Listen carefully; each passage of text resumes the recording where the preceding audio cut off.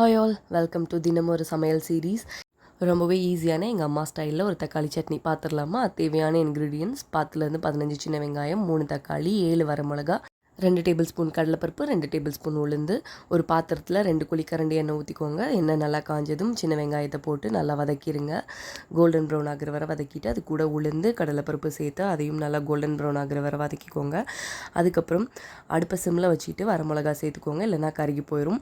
வரமிளகாயும் வந்ததுக்கப்புறம் அது கூட தக்காளியை சேர்த்துக்கோங்க, நல்லா வதக்கிடுங்க. அதுக்கப்புறம் தக்காளியிலேருந்து இப்படி தோல் வந்துட்டு சுருங்கிரும். அப்போ வந்துட்டு ஆஃப் பண்ணிவிட்டு ஆற வச்சு மிக்ஸி ஜாரில் சேர்த்து தேவையான அளவு உப்பு போட்டு அரைச்சி எடுத்துக்கோங்க. அதுக்கப்புறம் திரும்ப அதே கடாயில் ஒரு குழிக்கரண்டி எண்ணெய், அது கூட கடுகு உளுந்தம்பருப்பு கருவேப்பிலை போட்டு தாளிச்சிக்கோங்க. அதுக்கப்புறம் தண்ணி கலந்து எடுத்து வச்சுருக்க சட்னி அது கூட ஆட் பண்ணிக்கோங்க. ஒரு கொதி வந்ததுக்கப்புறம் ஆஃப் பண்ணிக்கோங்க.